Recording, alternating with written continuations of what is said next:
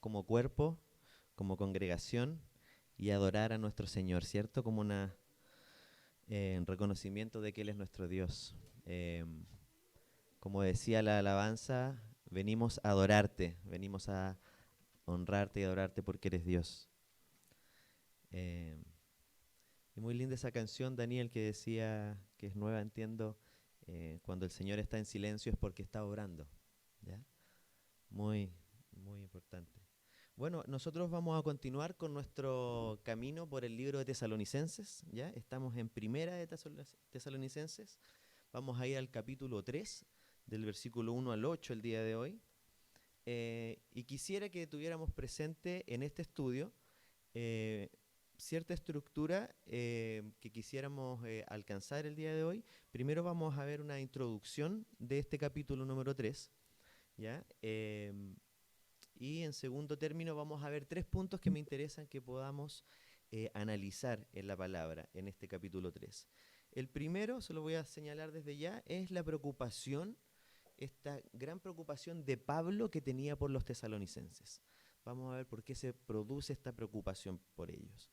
En segundo término, vamos a ver las pruebas y aflicciones de los creyentes, ¿ya? Pruebas y aflicciones de estos tesalónicos que estaban viviendo y que son plenamente aplicables a nuestra vida.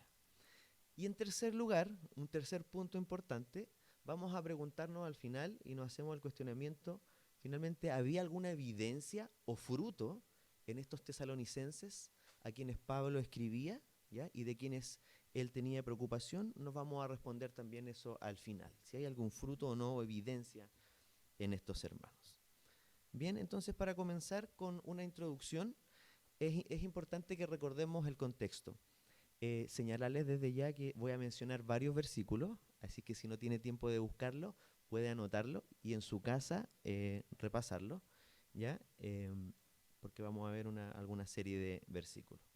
Debemos recordar como primera consideración de la introducción que eventualmente esta podría ser la primera carta de Pablo, ¿ya? Eventualmente es la primera, está ahí en la discusión de si la primera epístola escrita por él, esta epístola a los tesalónicos. ¿Qué es Tesalónica? ¿Alguien sabe dónde está Tesalónica? Si vamos hoy día al momento actual, ¿era un sector del territorio judío o era en el exterior? Bueno, Tesalónica es lo que hoy conocemos como Grecia, el país de Grecia, era una zona de Grecia, ¿ya? Por tanto, las personas a quien se dirigía Pablo, logramos entender que son gentiles, es decir, personas que no eran judíos, ¿ya? Sabemos que Pablo, él ha sido llamado el apóstol de los gentiles, ¿cierto? Si ustedes estudian, leen comentarios, así ha sido llamado él. Eh, y de esta manera entonces podemos entender cómo el Evangelio finalmente llega a nosotros, como también podríamos llamarnos gentiles, ¿cierto? Extranjeros, no judíos, ¿ya? Y esta visión que tuvo Pablo y que le entrega el Señor, ¿cierto? De la importancia de transmitir el Evangelio que no solo era para el pueblo judío, sino que Jesús la verdad es que había muerto por toda la humanidad. Y se abre esta voluntad del Señor para que el Evangelio pueda llegar a quienes incluso eran despreciados por los judíos, ¿cierto? A los gentiles, al extranjero. El Señor murió por toda la humanidad, ¿cierto? Y le escribe entonces esta carta a estos de nacionalidad griega, los tesalónicos. Eh, bueno, eso por un lado. La pequeña reflexión solamente de que yo estuve revisando y saben que en Grecia hoy día menos del 1% es cristiano auténtico evangélico, como podríamos llamar. Hay cristianos ortodoxos, que ahí, ¿cierto? Podemos opinar de a qué se puede ver, pero es interesante pensar qué pasó en los siglos, por qué eventualmente la fe de ellos se enfrió, pero es un tema que es aparte, pero que es interesante de analizar. Lo importante sí es que fruto de esta evangelización y fruto de esta evangelización de Europa, en principio, ¿cierto? Antes, primero de Asia, luego de Europa, el Evangelio finalmente llega a América y llega a nosotros y podemos estar aquí el día de hoy entendiendo que su palabra es para nosotros también, como gentiles. Y esa visión la comprendió totalmente Pablo. Segunda consideración, ya entrando en los capítulos, me gustaría señalar que este capítulo 3 es una extensión de la acción de gracias de Pablo, ¿cierto? Que expresa en el capítulo 2, en el capítulo anterior, la gracia, ¿cierto? La gratitud por ellos, por los tesalónicos, porque a pesar, ¿cierto?, de estar viviendo dificultades, estos habían imitado la conducta de Pablo en medio del sufrimiento. ¿Ya? Es interesante este escenario porque los tesalónicos imitaron a Pablo, continuaron con gozo, perseveraron a pesar de la tribulación que ellos estaban viviendo. Ahí podemos ver el capítulo 2, versículo 7, cuando Pablo tan amorosamente le habla: yo me dirijo a ustedes como la nodriza que cuida a sus hijos, ¿cierto? Refiriéndose como la madre preocupada con ternura. De hecho, menciona la palabra ahí ternura en el versículo 7 del capítulo 2. Este amor pastoral de Pablo para que estas ovejas estuvieran bien, ¿cierto? Incluso en el versículo 8 del capítulo anterior, le dice: incluso yo estaría dispuesto a entregar mi propia vida por ustedes. Imagínense, ¿cierto? ¿Y cuál es la motivación que él señaló esto? Lo dice en el mismo versículo 8: por el afecto que tengo hacia ustedes. Bueno, el versículo 2.13, recordando, da gracias también en esta área de gratitud. Dice de que recibisteis la palabra de Dios que oísteis de nosotros, no como palabra de hombres, sino como palabra de Dios, la cual actúa en vosotros. Hermanos, cuando nosotros recibimos la palabra de Dios, ¿cierto? Cuando un pastor les entrega, ¿cierto?, este consejo que está aquí en la palabra, debemos entender esta palabra no viene del hombre. Que yo esté aquí, quien quiera que esté aquí, es una casualidad. Es parte del plan de Dios, pero podría ser cualquier persona. Lo importante es que nosotros recibamos esto como la palabra de Dios. Recordemos que Hebreos 4:12, ¿qué nos dice? La palabra es la que transforma, ¿cierto? La palabra es la que cambia el corazón del hombre, que penetra al alma, al corazón y genera esta transformación. No es que yo intente convencerte, sino es la palabra de Dios, dice Hebreos 4:12, es viva. Es decir, se aplica cada vez, y el mismo versículo, el mismo pasaje, de una forma distinta a tu vida, porque estamos pasando distintas circunstancias. Entonces, toma la palabra del Señor que es entregada cada domingo como algo que viene, un tesoro que viene directamente del Padre y no de quien te lo entrega. Bueno, ahora en el capítulo 3, para ir ya terminando las consideraciones generales o introducción, vamos a ver que Pablo continúa con su preocupación por parte de los tesalonicenses. Continúa también con esta gratitud y positiva sorpresa de la conducta de ellos, imitativa hacia él, ¿ya? Pero no solo cuando estuvo con ellos o cuando tuvo que dejarlos por la tribulación. Si revisan el capítulo anterior, Pablo tuvo que obligadamente irse porque dice, fue ultrajado en Filipos, recibió tribulación. Entonces él tuvo que dejarlos, ¿ya? Y consciente de ello, entonces, estaba consciente también de que la tribulación y la aflicción continuaban en los tesalonicenses, continuaban siguiendo persecución. Y es por eso que vamos a ver que en este capítulo él decide enviar a un emisario, ¿ya? Timoteo, para saber cómo estaban ellos. Recordemos que el último versículo, si no recuerdo, el versículo 18 del capítulo anterior, Pablo dice, yo intenté visitarlos, pero no pude, dice. ¿Cierto? Dice, porque fue estorbado por Satanás. Es decir, Pablo tuvo efectivamente la intención de él ir personalmente. Y no sabemos qué estorbo puso Satanás, pero de una u otra forma puso obstáculos en su vida. Entonces, aquí debemos entender también, por otro lado, que el estorbo de Satanás, cuando lo menciona aquí, esto no es una metáfora, no es una poesía, no es un simbolismo. Efectivamente, una de las aflicciones del cristiano externas es el ataque del enemigo. Y así es. El enemigo quiere derribar a personas como ustedes, que domingo, en vez de quedarse en sus casas, en sus actividades, prefieren venir a escuchar la palabra de Dios porque quieren que Dios sea el que guíe sus vidas. Porque la voluntad de Dios en nuestras vidas creemos que es lo mejor. Bueno, Dios va a presentar ayuda cuando el enemigo presente esta oposición en tu vida. Y eso va a pasar. No es una simbología, no es una metáfora. Al punto de que Pablo fue impedido de ir a ellos. Pues bien, vamos entonces a leer ahora el pasaje, ¿les parece? Ya teniendo en cuenta estos puntos, vamos a leer el capítulo 3 del versículo 1 al versículo 5. Dice, por lo cual, no pudiendo soportarlo más, acordamos quedarnos solos en Atenas. Y enviamos a Timoteo, nuestro hermano, servidor de Dios y colaborador nuestro en el Evangelio de Cristo, para confirmaros y exhortaros respecto a vuestra fe, a fin de que nadie se inquiete por estas tribulaciones, porque vosotros mismos sabéis que para esto estamos puestos. Porque también estando con vosotros, os predecíamos que íbamos a pasar tribulaciones, como ha acontecido y sabéis. Por lo cual también yo, no pudiendo soportar más, envié para informarme de vuestra fe, no sea que os hubiese tentado el tentador y que nuestro trabajo resultase en vano.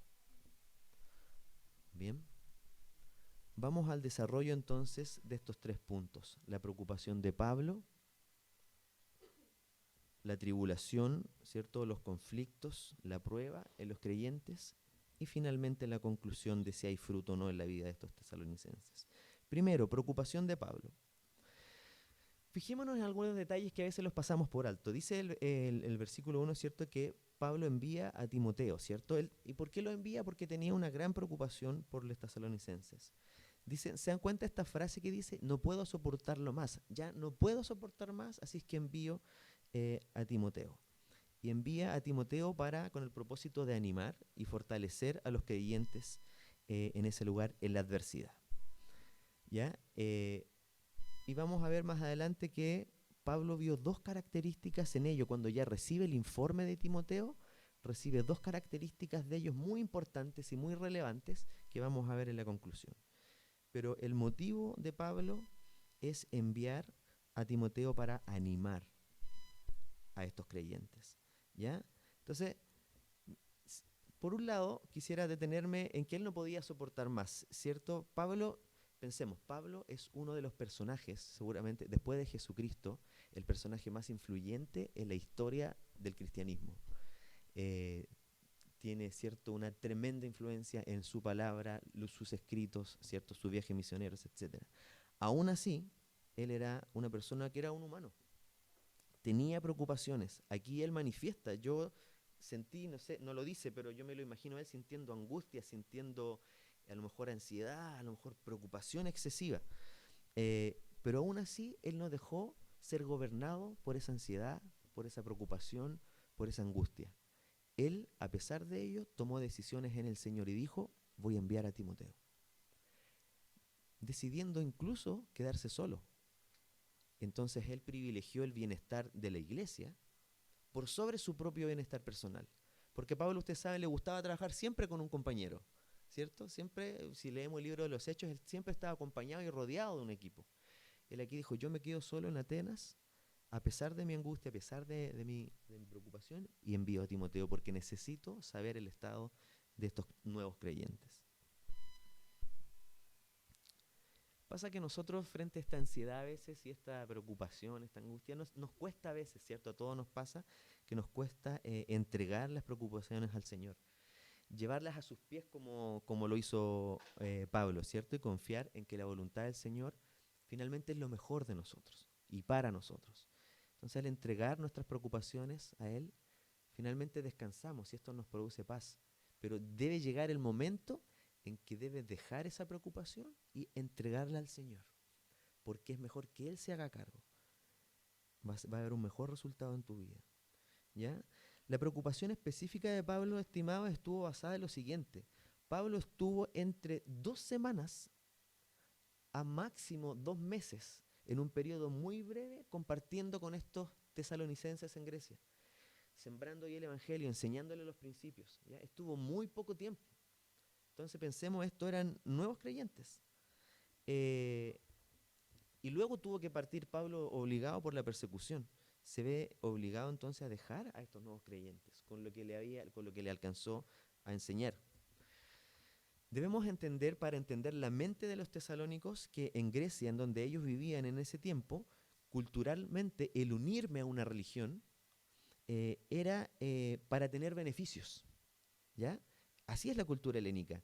Es decir, pensemos en los distintos gremios o sindicatos. Los cuidadores de oveja tenían a su dios respectivo. ¿Para qué? Para que su dios bendiciera su rebaño, ¿cierto? Y le aumentara su comercio, su riqueza. Los agricultores también tenían su propio dios para que le ayudara en su actividad, en su agricultura. Los zapateros, lo mismo, y así todo, cada gremio. Y además, en conjunto, como eran parte del Imperio Romano, todos debían rendirle pleitesía al emperador y debían prender incienso para el emperador, es decir, realmente una adoración y una veneración a lo que era el emperador romano. Entonces logramos entender que si estos griegos, ¿cierto?, ahora estaban haciéndose cristianos, abrazando el cristianismo, realmente podían ser considerados como traidores. Están siendo traidores a nuestras costumbres, ¿sí?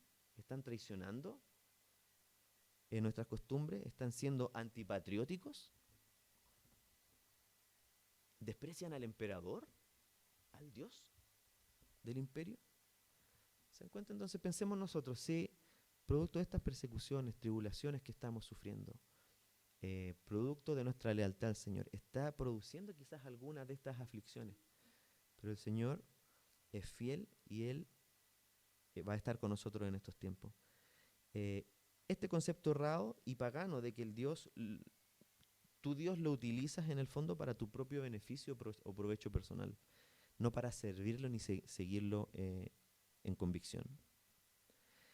Entonces, estos tesalonicenses lo que hicieron fue dejar todos estos antiguos dioses, independiente cuál fuera la labor que ellos realizaran, si eran agricultores, si eran ganaderos, etcétera, para abrazar el cristianismo.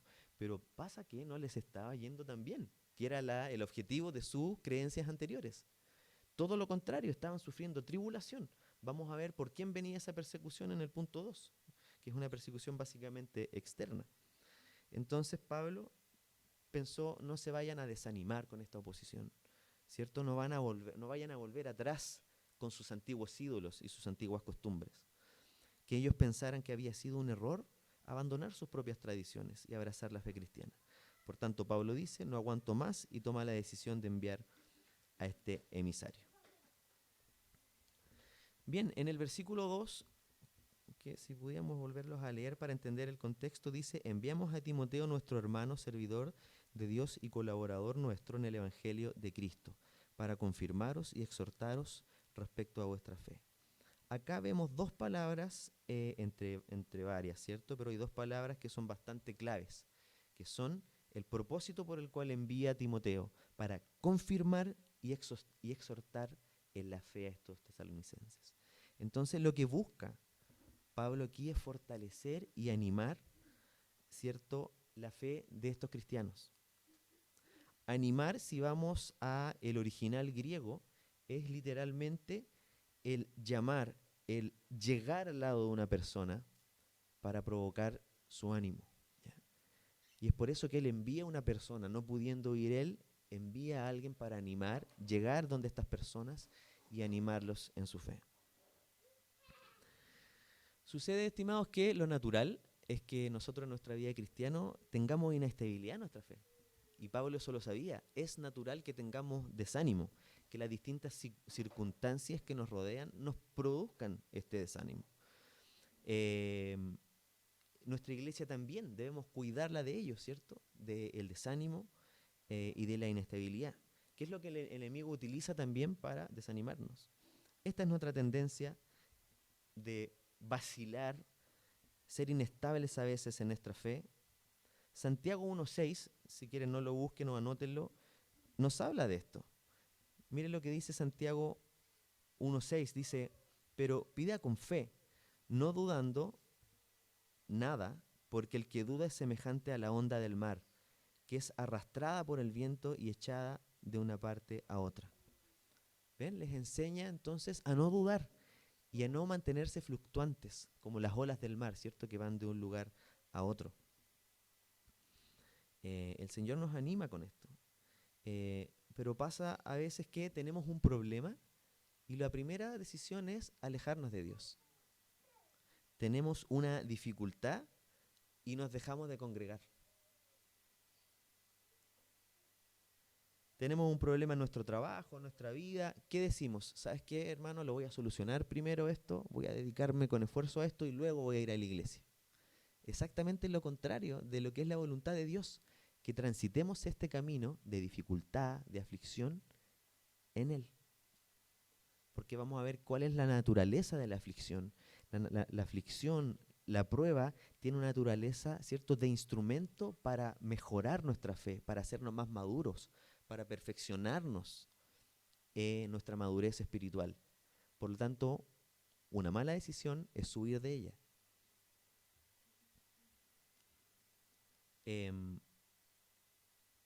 No perdamos el gozo, hermanos, si estamos pasando tribulación. No seamos solo gobernados por nuestras emociones, por las circunstancias que nos rodean en un momento, sino por las convicciones y principios que tenemos en Dios y en su palabra, ¿ya? ¿Y eso qué implica en definitiva? Implica que cada uno de nosotros no nos quedemos solo con lo que el pastor nos enseña el domingo, ¿ya? Para tener una raíz fuerte, ¿cierto? Para estar arraigados en su palabra y para mantener nuestras convicciones claras, debemos estar a diario en la palabra. Y que el domingo el mensaje que es de ánimo para la iglesia y de ánimo para nosotros sea una confirmación de lo que el Señor está haciendo en la semana. Entonces te animo a que día a día toma un libro, anda versículo por versículo y ve todo el consejo de Dios. No te saltes nada y medita en la palabra del Señor. Si tienes dudas, bueno, consúltalo con un líder, con un pastor, o pídele al Señor que te muestre en oración, pero debemos, para estar arraigados y no dejarnos guiar por nuestras emociones solamente, día a día estar arraigados en la palabra. Y eso es una obligación práctica que tenemos nosotros, y la verdad es un privilegio. Entonces, ¿qué es? ¿Falta de organización? Organiza tu día. Parte en la mañana leyendo, o si tienes un tiempo durante el día, ora al Señor, haz tus actividades, pero esta prioridad no puede ser dejada de lado. Es peligrosísimo, hermanos, porque Pablo habla de un deslizar. Si tú dejas tu comunión con el Señor y solo te estás alimentando el día domingo de lo que te enseña el pastor, luego este deslizar es tan lento que tú miras hacia atrás y estás muy lejano ya del punto en donde estabas, y muy lejano, por lo tanto, a la voluntad de Dios para tu vida. La estabilidad del cristiano y de la iglesia depende de una fe que sea bien arraigada. Raíces firmes.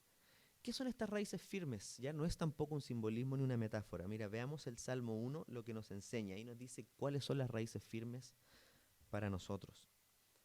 El Salmo 1 del capítulo 1, ¿cierto? Versículo 1 al 4 dice: Bienaventurado el varón que no anduvo en consejo de malos, ni estuvo en camino de pecadores, ni en silla de escarnecedores se ha sentado, sino que en la ley de Jehová está su delicia, y en su ley medita de día y de noche. Será como un árbol plantado junto a corrientes de agua, que da su fruto en su tiempo, y su hoja no cae, y todo lo que hace prosperará. No así los malos. ¿Se dan cuenta? Una clave aquí es el estar en la ley de Jehová, ¿cierto? Estar en la palabra del Señor. Es una decisión que cada uno de ustedes toma personalmente en convicción con el Señor. Y esta debe ser nuestra delicia, enseña la palabra. Y en su ley medita, dice, de día y de noche. O sea, a veces te acuestas, ¿cierto? Piensas a lo mejor en dormir y recuerdas, ¿cierto?, la palabra del Señor. O eventualmente despiertas en la noche, te pones a orar, ¿cierto? Y recuerdas las bondades, los privilegios, ¿cierto?, las bendiciones del Señor. Pablo quiere que estos tesalonicenses entonces estén firmes, y la firmeza, la raíz la da la palabra. Y a veces es lo único que debemos hacer, hermanos. A veces estamos con tanta aflicción, tanta prueba, que lo primero que debemos hacer es no movernos de ahí, ¿cierto? Estar en su palabra, y ese debe ser nuestro punto de partida, y a veces con eso ya un tremendo éxito. ¿Qué es eso? ¿Cómo se llama? El permanecer, ¿cierto? Dejar de fluctuar en nuestra vida. No, hoy día me siento mal, no voy a la iglesia. Tuve este problema, así es que dejo a la iglesia porque no me está ayudando. Como si la iglesia fuese un lugar que te permitiese estar exento de tribulación y de problemas. Vamos a ver más adelante que precisamente la tribulación y la aflicción en el cristiano es una de las señales de un cristianismo auténtico. Lo importante es nuestra actitud y cómo reaccionamos a estas tribulaciones. Entonces, a lo mejor no estamos avanzando mucho. A lo mejor estamos aquí detenidos, pero estamos en su palabra, ¿cierto? Estamos en su voluntad y estamos con nuestra confianza en el Señor. No estamos avanzando tanto, pero no vamos atrás. No volvemos atrás. Permanecemos. Y eso es lo que Pablo anhela para ellos, que nada los desvíe del enfoque en el Señor. Este concepto para mí es importante transmitirse, lo que enseña la palabra de este seguir hacia adelante, ¿ya? no quedarnos en lo que está atrás. Filipenses 3, 13 y 14 habla de esto. Si quieren anotarlo o no buscarlo, lo voy a leer de inmediato. Filipenses 3, 13 y 14. Mire lo que nos dice. Hermanos, yo mismo no pretendo haberlo ya alcanzado, pero una cosa hago.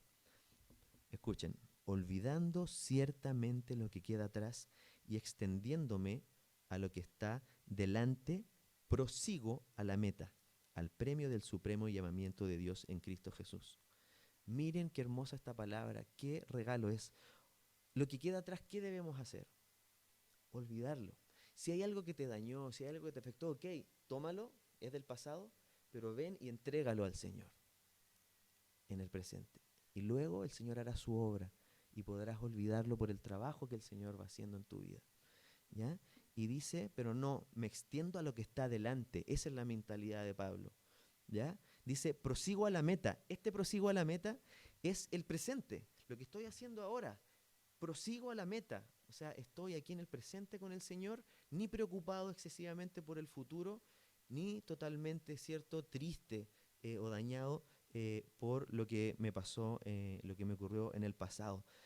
Salmo 119, 105, efectivamente, versículo 105, es extenso este capítulo, nos dice que la lámpara, la palabra es la lámpara a nuestros pies.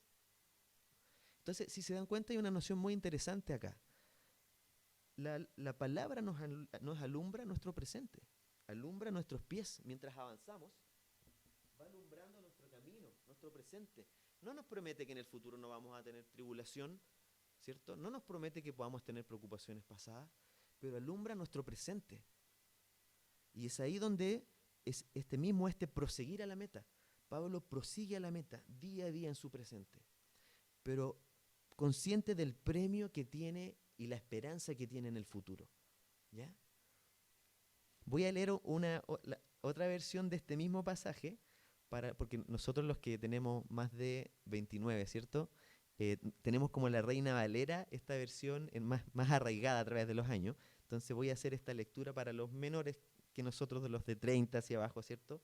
Para la generación, para los millennials podríamos decir, esta nueva traducción viviente, a ver si pueden entenderlo quizás de otra forma. Es una nueva versión. Dice, no, amados hermanos, no lo he logrado, pero me concentro únicamente en esto. Olvido el pasado y fijo la mirada en lo que tengo por delante. Y así avanzo hasta llegar al final de la carrera para recibir el premio celestial al cual Dios nos llama por medio de Cristo Jesús. ¿Les hace sentido? Sí. Prosigo a la meta. Hoy en tiempo presente, pero prosigo a la meta. El Señor es capaz de sanar todas tus heridas. Las tenemos. Tenemos cicatrices, tenemos situaciones que nos han dañado en el pasado. Sí, todas las tenemos.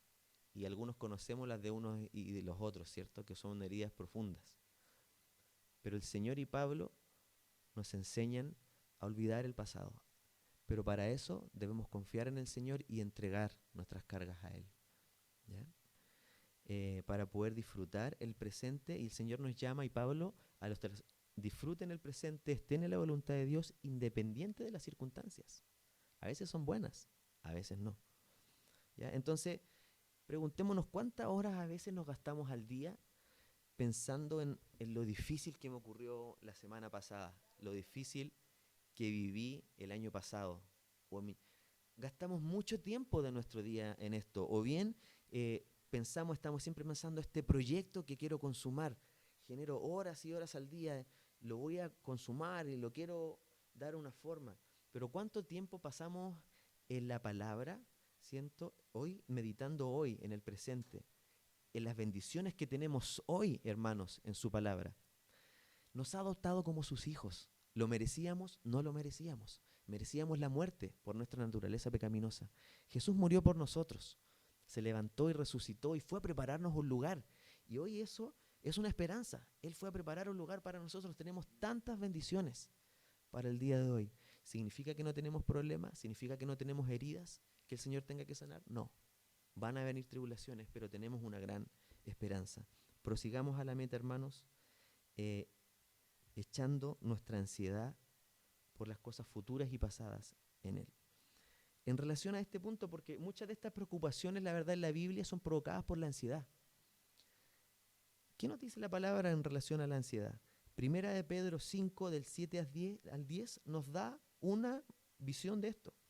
Primera de Pedro 5, del 7 al 10 nos dice, echando toda vuestra ansiedad sobre Él, porque Él tiene cuidado de vosotros.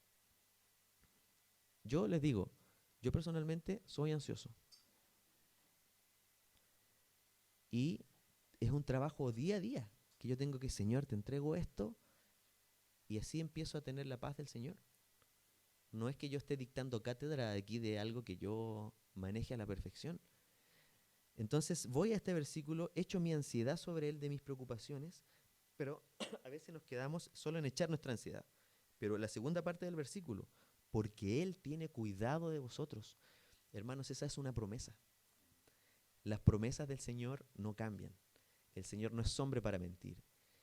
Y si tú tienes una aflicción y le entregas, Él va a tener cuidado de ti.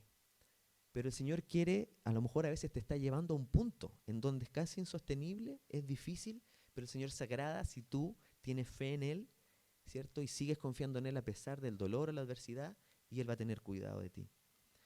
Continúa el versículo porque miren, el contexto dice, cuidado de vosotros, dice el 8, sed sobrios y velad, porque vuestro adversario el diablo, como león rugiente, anda alrededor buscando a quien devorar, al cual resistid firmes en la fe, sabiendo que los mismos padecimientos se van cumpliendo en vuestros hermanos en todo el mundo.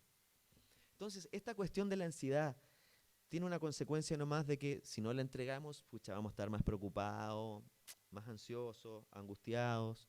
No, es peor que eso, es más peligroso que eso. Si estamos solo preocupados de nuestros problemas, de nuestras preocupaciones y no las entregamos al Señor, Satanás anda como el león rugiente para devorarnos. Es más grave. Entonces es algo que debemos hacer día a día. Entregar las cosas al Señor.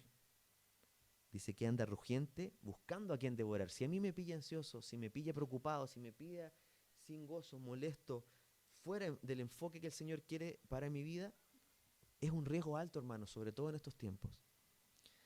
Y mire lo que dice, termina diciendo el versículo, además recuerde que estos mismos padecimientos lo viven hermanos de ustedes cristianos alrededor de todo el mundo. Lo que tú vives, hermano, sea lo que sea, sientes incomprendido, sientes que tus padres no te comprenden, te sientes atacado por tu jefe, te sientes incomprendido. Gracias. Gracias. Muchos otros cristianos están pasando estas mismas aflicciones y las están entregando al Señor y así avanza la iglesia. Y sabes que si otra persona no ha pasado lo que tú estás pasando, que es muy improbable, el Señor lo pasó. El Señor sudó sangre de angustia en el huerto de Getsemaní, porque tenía que morir y pagar los pecados de cada uno de nosotros para morir en nuestro lugar. Y recién poder hacer posible la redención nuestra. Termina diciendo Primera de Pedro, versículo 10 más, el Dios de toda gracia que nos llamó a gloria eterna en Jesucristo, después que hayáis padecido un poco de tiempo, Él mismo os perfeccione, afirme, fortalezca y establezca. Mire qué hermosa esta promesa del Señor. ¿Estás pasando tribulación? ¿Estás pasando dificultad? Mira lo que te dice. Después de que hayáis padecido un poco de tiempo, esto no es eterno. Lo que estás pasando hoy día, si tú lo entregas al Señor, si tú confías en Él, no es eterno. Dice que esto tiene el propósito de perfeccionarte, afirmarte, fortalecerte, establecerte. Promesa del Señor. Nuevamente voy a leer otra versión para ver si esta ya no para los millennials, para generación Z, que son más pequeños, ¿cierto? Hay aquí algunos menos de 20 de este mismo pasaje de Primera de Pedro 5, 7 al 10, dice, mira, lo dice de esta manera, dice, pongan todas sus preocupaciones y ansiedades en las manos de Dios, porque Él cuida de ustedes. Estén alerta, cuídense de su gran enemigo, el diablo, porque anda al acecho como un león rugiente buscando a quien devorar. Manténganse firmes contra Él y sean fuertes en su fe. Recuerden que su familia de creyentes en todo el mundo también está pasando por el mismo sufrimiento. En su bondad, Dios los llamó a ustedes a que participen de su gloria eterna por medio de Cristo Jesús. Entonces, después de que hayan sufrido un poco de tiempo, Él los restaurará, los sostendrá, los fortalecerá y los afirmará sobre un fundamento sólido. Entreguemos nuestras preocupaciones, hermanos, nuestras emociones al Señor y seamos gobernados por las convicciones y principios que Él nos entrega en su palabra. Porque este presente, de ese prosigo a la meta, ¿cierto? Con la palabra que ilumina mis pies, está vinculado con la gran esperanza que tenemos en Cristo Jesús. Si tenéis aflicción, continúa. Hay un propósito en ello. El Señor quiere perfeccionarte. No abandones, ¿ya? No te des por vencido. El mismo Señor dijo, en el mundo van a tener aflicción. Yo también la tuve, ¿cierto? Él dice, pero van a tener aflicción, pero confiad, ¿cierto? Porque yo he vencido al mundo, promesa del Señor, y voy a preparar un lugar para vosotros. Hay paz en el presente, hermanos, porque nuestro presente está vinculado con la eternidad, y todas estas preocupaciones se desvanecen cuando tenemos en nuestra mente la esperanza y la promesa que tenemos de estar con el Señor. Para avanzar ya, las pruebas y aflicciones que estaban pasando estos tesalonicenses, quisiéramos concretar unos puntos en relación a esto. Pruebas y aflicciones, no se trataba de pruebas internas, sino más bien de externas, como nos explica en cierta forma Pablo, no tan detallada, pero basada en la lealtad que los tesalónicos estaban teniendo al Señor en su nueva fe en Él, ya sea de parte de sus vecinos, de los gentiles, que es cierto, que vivían en esta zona geográfica, que veían cómo ellos se convertían al cristianismo traicionando sus tradiciones, o de parte de los judaizantes, ¿cierto? También estos cristianos judíos que pensaban que todavía creían que el evangelio era solo para ellos. Estos gentiles para ustedes no es el evangelio, también sufrieron persecución. Pablo mismo sufrió persecución también siendo judío. O incluso del gobierno, sabemos que hay países en que incluso el cristianismo está prohibido. Entonces hay distintas, podríamos llamarla tribulaciones, aflicciones que son externas, sin contar las internas que podemos tener, ¿cierto? Incluso del gobierno. Y Pablo en el versículo 4, si ustedes se dan cuenta, les avisa que iban a tener conflictos. Les dice el versículo 4, porque también estando con vosotros, cuando yo estaba con ustedes esas 2 semanas, a 2 meses por ahí, ese poco tiempo que estuve con vosotros, os predecíamos que íbamos a pasar tribulaciones como ha acontecido y sabéis. Pablo pasó tribulaciones, les dijo a los tesalonicenses, ustedes van a pasar tribulación, y ven que así fue, y efectivamente así ocurrió. Entonces, pensemos, tú le dirías a un nuevo creyente que lleva 2 semanas, 1 mes en el evangelio, ¿sabes qué? Tú vas a pasar mucha aflicción. ¿Se lo dirías? Si establecemos estrategias, ¿cierto? De recursos humanos, así, jamás le diríamos el primer día de trabajo a este nuevo, ¿cierto? Vas a pasar una cantidad de problemas que nunca has pasado antes, seguramente. Que tienen propósito, te van a perfeccionar como persona, te van a hacer una mejor persona. Renuncio, ¿cierto? Y voy a buscar en otra empresa, ¿cierto? Entonces, ¿Pablo era acaso mejor asustarlos? No, era la verdad. Era lo que iba a ocurrir con estos cristianos. Era fácil decirles que todo iba a ser lindo, que desde ahora que son cristianos todo va a ser color de rosa. No es así. Van a tener adversidad, y así se los dice. Entonces, pareciera ser, estimados, que Pablo nos dice que es parte de la vida cristiana auténtica el sufrir cierta aflicción. O sea, si alguien entró acá con la idea de que entrando acá se acababan todos los problemas, no es así, pero no estás solo en ese proceso.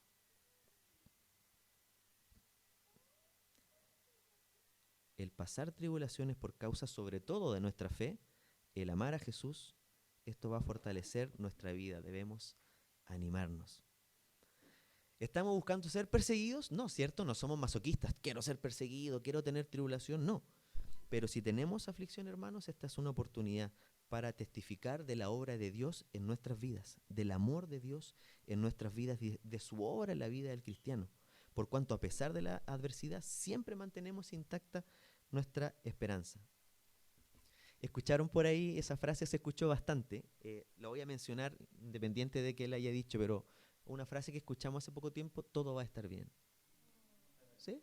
¿Le da ese sentido? Bueno, como cristianos no todo va a estar bien. Lo dice la palabra, no lo digo yo, lo dice Pablo, lo dice el Señor. Y muchas veces estas aflicciones son a causa del Señor, por nuestra lealtad a Él, ¿cierto? Muchas veces a uno le pasó en la universidad por ser cristiano, ¿no? Yo soy cristiano y había personas que te rechazaban por eso. O a veces en tu propia familia pasa que familiares se han alejado de uno porque uno es cristiano y persevera en el Señor y ellos toman nuevas ideas. Hemos recibido esta aflicción, este rechazo.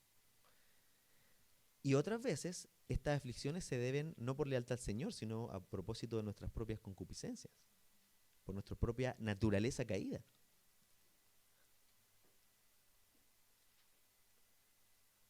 Cualquiera sea, estimados, lo importante es no frustrarnos como cristianos. Eh, Hoy día estamos todos sorprendidos, ¿cierto?, de que vemos mucha injusticia en el mundo, ¿cierto? En la sociedad vemos mucha injusticia. Lo dice alguien que trabaja en la justicia, entonces podría defenderla, pero no lo voy a hacer porque hay mucha injusticia, hay muchos movimientos sociales que buscan justicia.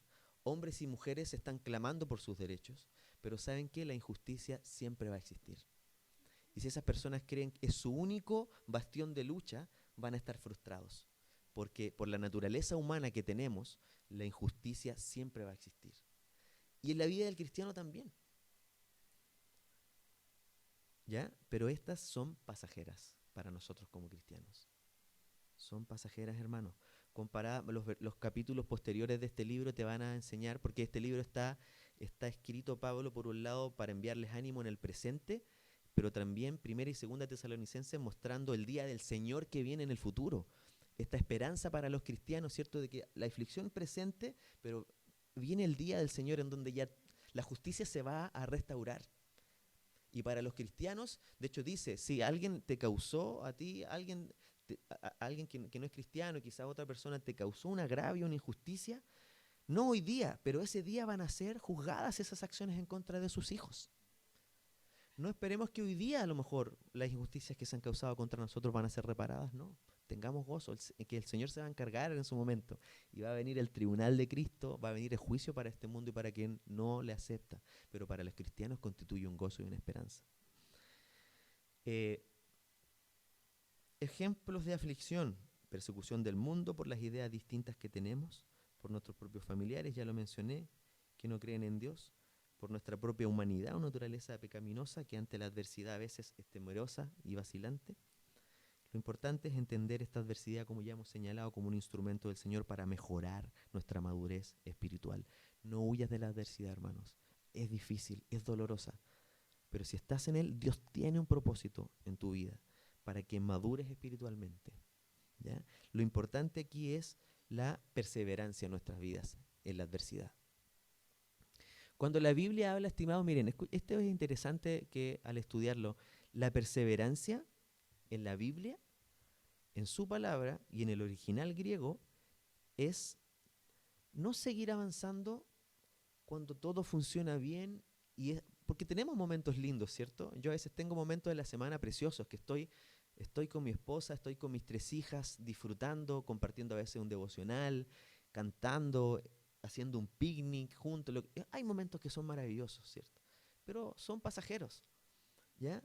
Pero la perseverancia en la palabra es mantenerse firme en el Señor a pesar de lo difícil que estás viviendo en tu vida, a pesar si hay circunstancias difíciles, o aunque estés bajo tribulación, eso es perseverancia. Entonces, si estamos pasando tribulación, aflicción, no debemos abandonar ni darnos por vencidos. Esa es la perseverancia. Prosigo a la meta, sigues al Señor. La aflicción que estás pasando, como lo acabamos de ver en la palabra, no lo digo yo, es temporal, no es eterna, pero debes confiar en el Señor hasta el final. Miren este versículo que nos marca, este pasaje que nos marca un hermoso contraste con la aflicción. Nos vamos a Romanos 8, 31, 39. Vean el contraste, dice, ¿qué pues diremos a esto? Si Dios es por nosotros, ¿quién es contra nosotros? Tenemos al Señor, ¿qué importa? El que no escatimó ni a su propio Hijo, sino que le entregó a todos por nosotros, ¿cierto? Él no se reservó a su Hijo, lo entregó para salvación a nosotros.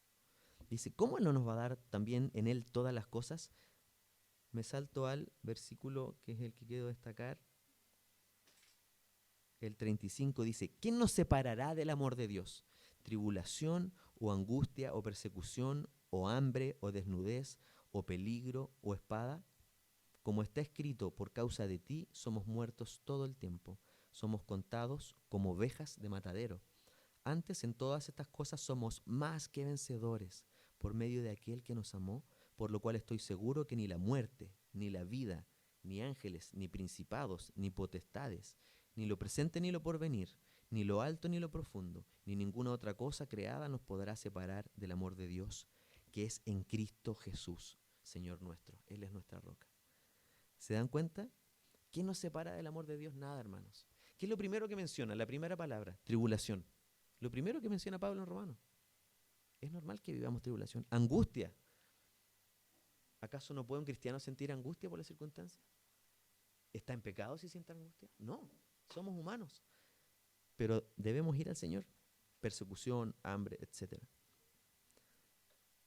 ¿Crees, hermano, que la dificultad que estás teniendo hoy día, comparado a todo esto que nos dice, ¿cierto? Lo alto, lo profundo, las potestades, nada nos va a separar del amor de Dios. ¿Crees que la circunstancia, el problema, la dificultad que tú estás viviendo hoy en día, crees que el Señor pueda obrar en ella, de verdad? Esa es la pregunta, porque yo puedo dar respuesta a mí mismo, y día a día, pero lo importante es que tú ahí en tu intimidad te hagas esta pregunta.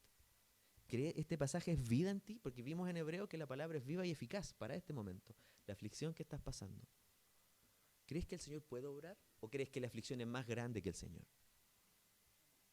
A veces actuamos como que fuese más grande, ¿cierto? Pero es solo esa humanidad de ese momento de entrega al Señor. ¿Saben qué? Tenemos que cortar muchas veces.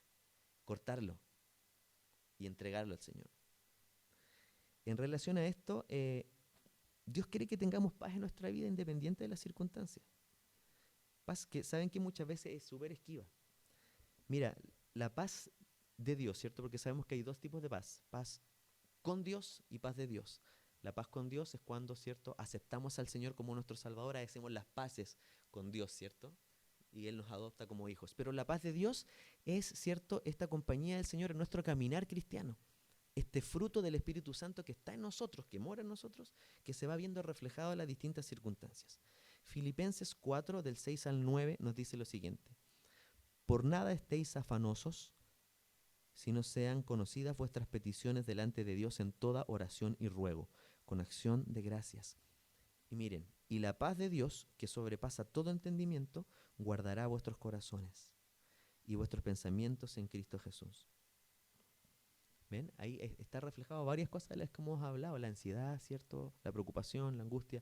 Por nada estéis afanosos, por nada estéis ansiosos, preocupados, sino que sean conocidas, entonces también un paso del Señor y un paso nuestro, sean conocidas vuestras peticiones. ¿Saben qué? Si necesitas en la mañana en silencio, en intimidad y con nadie en tu habitación arrodillarte en tu cama ante Dios, hazlo. Si es necesario hacer eso para dejar el afán, tienes que hacerlo. Entrega, derrama tu corazón al Señor. Dice, en toda oración y ruego, no es solo una oración, a lo mejor a veces es un constante ruego al Señor. Pero el Señor dice como su palabra, es por un tiempo. Tal como decía la alabanza que cantaba Daniel, si el Señor guarda silencio un tiempo, es porque está obrando. ¿Y en quién está obrando? En que los demás dejen de afectarme, en que los demás dejen de atacarme. Está obrando en mí. En hacerme más maduro, en hacerme más paciente, en confiar, entregar mi confianza completa en Él, porque a veces entregamos solo el 90%. Y dice que la promesa es, la paz de Dios que sobrepasa todo entendimiento va a guardar vuestros corazones. Entonces hay otra promesa ahí. No es que no estéis afanosos, sufran, los voy a dejar sufrir y los voy a dejar abandonados. No, el Señor dice que incluso va a tomar nuestros corazones, los va a guardar, ¿cierto? Incluso nuestros pensamientos en Él, en Cristo Jesús.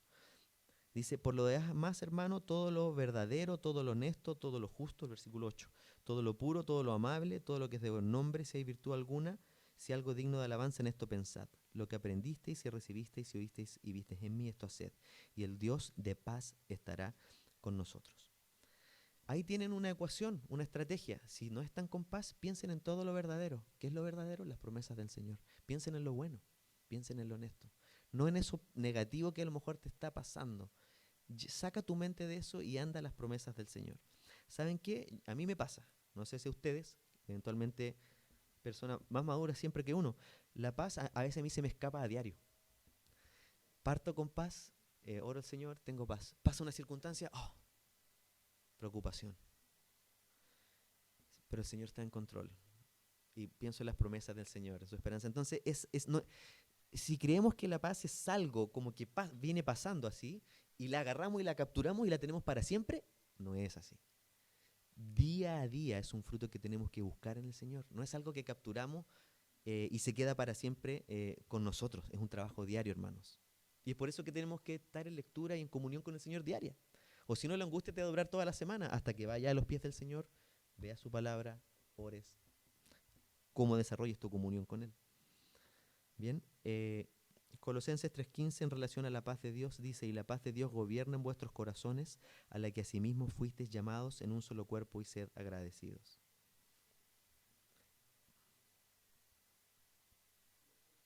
Finalmente, para concluir, el tercer punto que quería plantearles, frutos o evidencias de los hermanos en Tesalónica. Finalmente, toda esta tribulación que ellos pasaron, la persecución, la aflicción, ¿hay fruto en ellos? Bueno, Timoteo finalmente llega a Pablo con un informe. ¿Y qué dice? Versículos 6 a 8, y con esto terminamos. Pero cuando Timoteo volvió de vosotros a nosotros y nos dio buenas noticias de vuestra fe y amor, y que siempre nos recordáis con cariño, deseando vernos, como también nosotros a vosotros, por ello, hermanos, en medio de toda nuestra necesidad y aflicción, fuimos consolados de vosotros por medio de vuestra fe. Porque ahora vivimos si vosotros estáis firmes en el Señor. Miren qué maravilloso este pasaje. Pablo recibe este informe de Timoteo y ve dos cosas. Al principio dijimos, habían dos características muy especiales en ellos que íbamos a ver, si había fruto o no. Dice, ¿qué hay? ¿Cuáles son? ¿Las dos? Si leen el versículo 6. Fe y amor, ¿cierto? Pablo no tenía noticias de ella por mucho tiempo, de ellos, pero ahora él sabe que a pesar de la tribulación que ellos pasaron, mantuvieron la fe, mantuvieron el amor. Esto no es algo ordinario, porque ante nuevos creyentes, ante la tribulación y la aflicción y la persecución de su alrededor, lo ordinario es que hubieran hecho un paso atrás. Saben que volvamos a nuestros dioses, que ellos nos daban más ovejas, nos daban más papas, nos daban más dinero. Ahora lo estamos pasando mal, ¿no? Pero ellos permanecieron.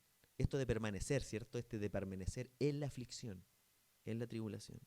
Fe y amor. No vamos a hablar en este estudio de lo potente que significan ambas palabras, ¿cierto? La fe, ¿cierto? El instrumento de nuestra salvación.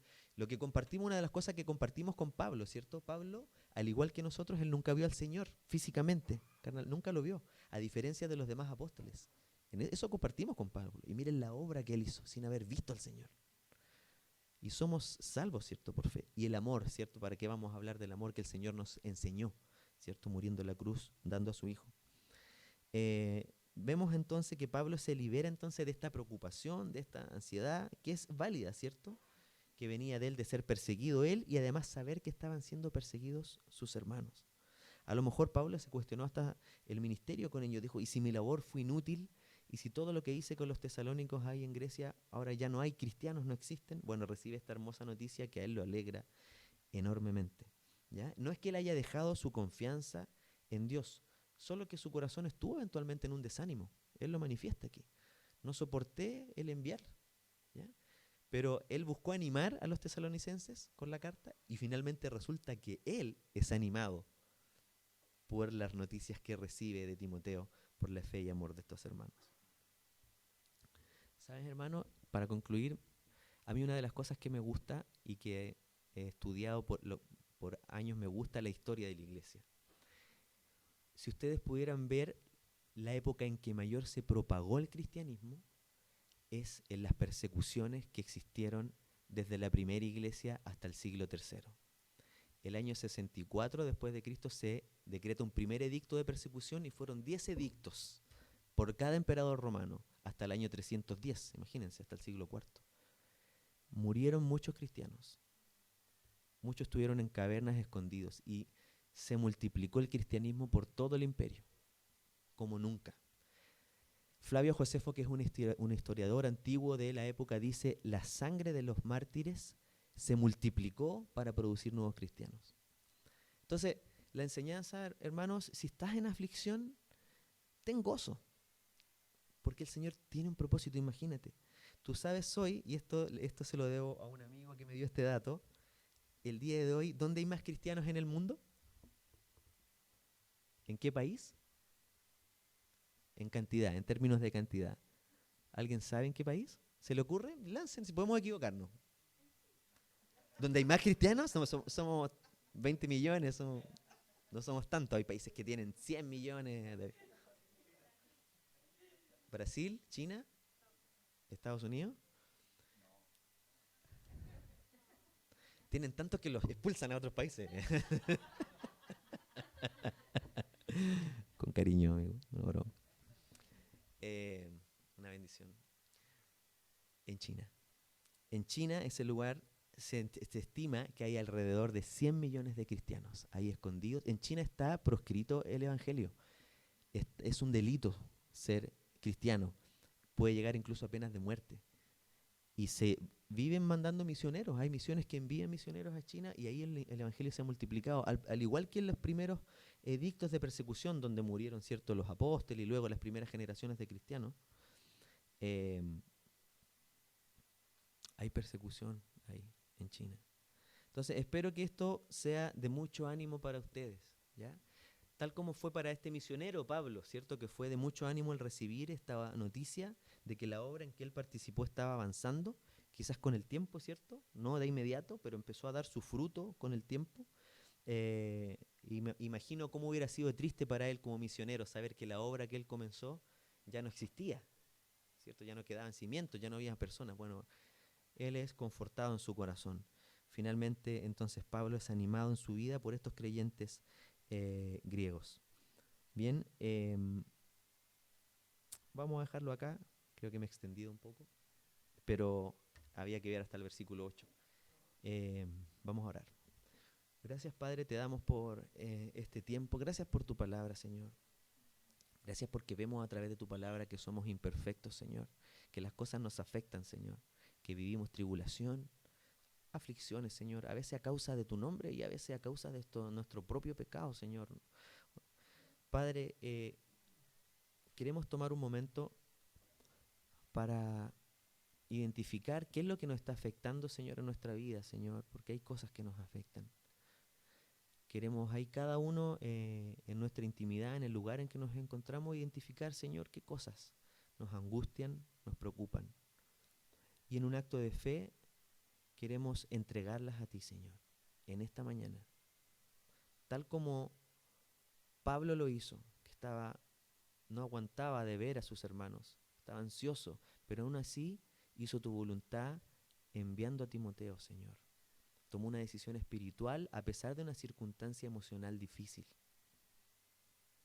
Ayúdanos, Señor, a poder hacer lo mismo, Señor, y también como los tesalonicenses, que a pesar de la adversidad, de la persecución de sus vecinos, mantuvieron la fe, mantuvieron el amor y en definitiva perseveraron a pesar de la aflicción, Señor. Y todo pido orando ahí en su lugar, con sus ojos cerrados. Si quisiera preguntar si hay alguien que está con alguna especial aflicción, algún momento de dificultad en tu familia, con tus hijos, en tu vida, en tu trabajo, ahí cada uno con sus ojitos cerrados porque no queremos exponer a nadie. eh, Levanta tu mano y solo vamos a orar por ti. No te vamos a hacer pasar adelante, no te vamos a exponer. Si hay alguien, amén, hermana, amén, amén. Si hay alguien que necesita oración por aflicción, amén, hermano, vamos a orar por ti.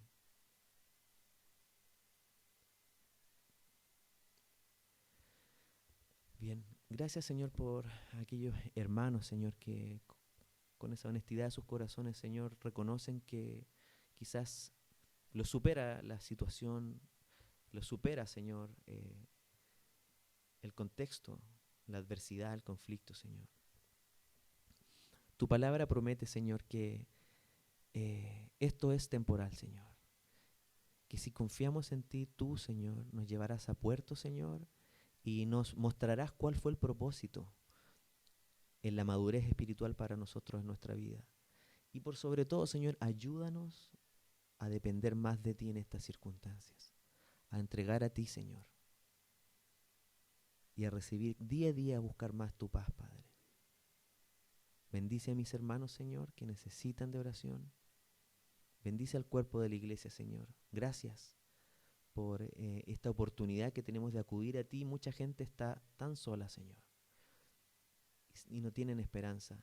Te pedimos poder llegar a ellos, Señor, los que estén cerca de nosotros, para entregarles esta esperanza que hay en ti. Te pido, Señor, especialmente que las aflicciones y la adversidad que están viviendo mis hermanos, Señor, que han levantado su mano, que se disipen, Señor. Que ellos confíen primero en ti, lo entreguen a ti y que de a poco vayan disipándose, Señor. Y si creemos que es perpetuo, Señor, confiar en tu palabra porque tus promesas son reales, Señor. Agradecemos este tiempo, agradecemos el poder adorarte y el poder escuchar tu palabra. En el nombre de Jesús. Amén.